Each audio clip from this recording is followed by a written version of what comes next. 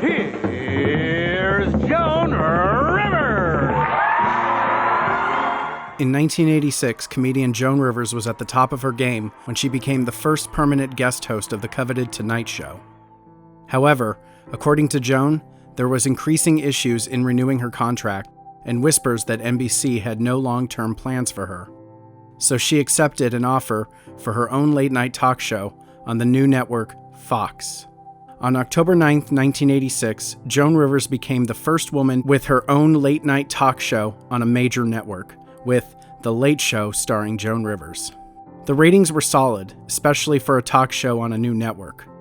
But the moment was bittersweet due to behind-the-scenes conflicts, most notably between Fox exec Barry Diller and Joan's husband, Edgar Rosenberg, who was also the executive producer of the show. After 7 months, The Joan Rivers Show was abruptly canceled. Tonight Show host Johnny Carson never forgave Joan for moving to Fox and had her banned from The Tonight Show. Combined with all the rumors involving the backstage banter at Fox, Joan was painted as a backstabbing villain, and her reputation was in ruins. During all of this, Joan's husband fell into a deep depression and became increasingly unstable. On August 14, 1987, almost 3 months to the date of their firing, Joan's husband of 22 years committed suicide, leaving her and their daughter Melissa devastated.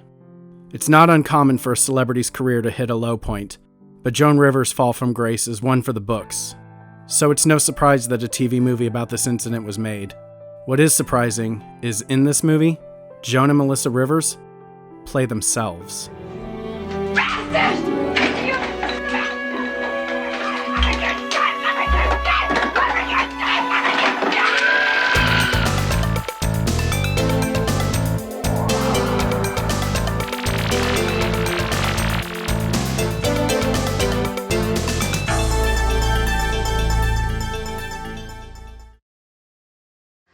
1987 was not a very good year for me. First of all, I got 2 speeding tickets, and I wasn't even driving a car at the time. Then I had my hysterectomy, and Edgar, my husband, had his triple bypass, and we were fired from Fox. Then Edgar had his nervous breakdown. Then he committed suicide. So like I said, 1987 was not a very good year for me. In Starting Again, sometimes titled Tears and Laughter, the Joan and Melissa Rivers story, Joan and her daughter Melissa play themselves as they reenact the worst time of their lives, from finding out the devastating news to showing how this suicide almost wrecked their relationship. Both women dealt with the grief in different ways. Melissa, who was a 19-year-old college student at the time, shut everyone out. The only person she lets in is a young man who also lost his father. They find comfort in each other, but his self-destructive behavior, including drug use, begins to spiral out of control, putting Melissa in real danger. After Edgar's suicide, Joan becomes lost. She feels like she doesn't fit in with her friends anymore, and to make matters worse, she soon finds out that staying home to be a grieving widow isn't an option. The bad news is you have no liquid assets. And I have to cut way back, lower your overhead. And you'll have to get back to work right away. But Edgar's only been dead 5 weeks.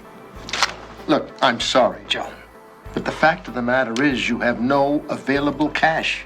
Do you understand that? You have to go back to work. With her career in ruins and in desperate need for money, Joan makes appearances on game shows and plays small clubs. Didn't you play this room 20 years ago? I played 100 rooms like this 20 years ago. Never thought I'd be back. Joan also has to figure out how to continue being a comedian after suffering such a very public loss. Can the public still even find her funny? I don't know. Last night I said to the guy I was with, how come you don't call out my name when we're making love? He said, I don't want to wake you up.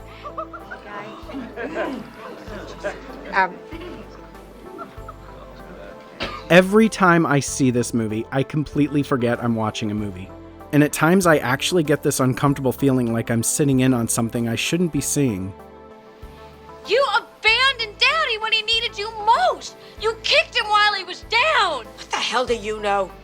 You were here in school riding your damn horses. Were you there for the pain? Were you there for the twisted moods? Were you there for the black depressions? You came in the last 7 minutes of this movie. You walked away when he needed you most, just like you're walking away from me. Joan Rivers has said that dramatic acting is a diamond hidden in her pocket, and that is very clear in this movie. Her acting is so good, there are scenes where I genuinely can't tell if she's acting or sincerely reacting to these painful memories. The movie even touches on the fact that few know about Joan's dramatic acting talents. Thank you for letting me audition. This is not a stunt, Joan. We don't want a Las Vegas comic. I know, that's why I called and asked to read. Spoiler, she gets the role and the play's a huge success. And speaking of acting, I was also surprised to see Melissa Rivers deliver a solid performance, considering the fact that she's not even an actress. Oddly enough, the more intense the scene, the stronger the performance. I just really want Daddy.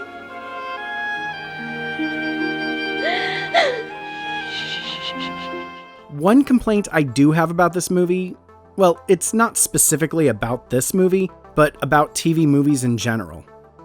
You might be familiar with the rule, show, don't tell.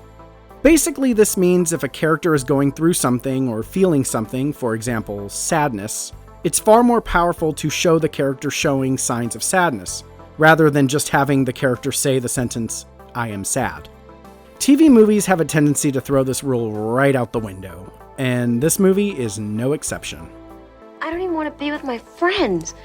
I feel so frozen, like I can't communicate. Not even with my mother. I can't balance my checkbook. I can't find my safe deposit box. Edgar did everything. I just want to sleep. I can't concentrate. I have no appetite. And when I don't feel like crying, I feel like screaming. I run night and day, like a lunatic. Because I just can't bear the thought of being in this big house alone.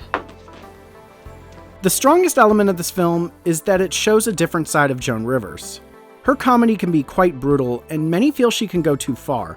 This is very much in fashion, and it was lent to me. It was Elizabeth Taylor's old belt, and it was lent to me.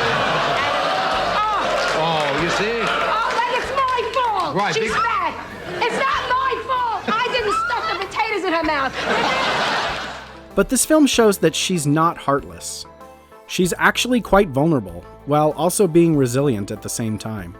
Just like Joan's relationship with Melissa, Joan's career also recovered. She was even given another talk show, this time on daytime television, and in 1990, the show even won a Daytime Emmy Award. On top of her game, Joan accepted the award and delivered a speech that I'm genuinely surprised doesn't get mentioned more often. 2 years ago, I couldn't get a job in this business. I could not get a job. My income dropped to 1/16 of what it was before I was fired. And people said I wouldn't work again. And my husband, as you know, had a breakdown. It's so sad that he's not here because it was my husband, Edgar Rosenberg, who always said, you can turn things around. And except for one terrible moment in a hotel room in Philadelphia when he forgot that, this is really him because he was with me from the beginning, and I'm so sorry he's not here. Johnny Carson retired from The Tonight Show in 1992, and to Joan's heartache, she was not invited to be a part of the final episode. But I just want to say, because they won't let me say it on The Tonight Show, I'm just like the Stalin purge. It's like I never was on that show, and it hurts me so much. So I just want to say in my own way, the show changed my life. I am totally grateful. I wouldn't be wearing this watch. I wouldn't be wearing this charm bracelet. I wouldn't be having this show without it. So I wish Carson good luck. I don't wish him anything bad. He doesn't like me. Too bad. I do like him. Even after Carson's retirement, Joan continued to be banned from The Tonight Show. On February 7th, 2014, Jimmy Fallon took over The Tonight Show. To my buddy who said that I'd never be the host of The Tonight Show, and you know who you are, you owe me $100, buddy. Celebrity after celebrity came out with a $100 bill. And in that moment, after 26 years, the ban was lifted.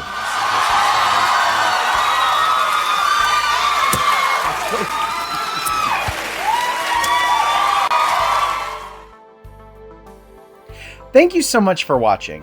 This is episode 2 of my Actors Playing Themselves trilogy.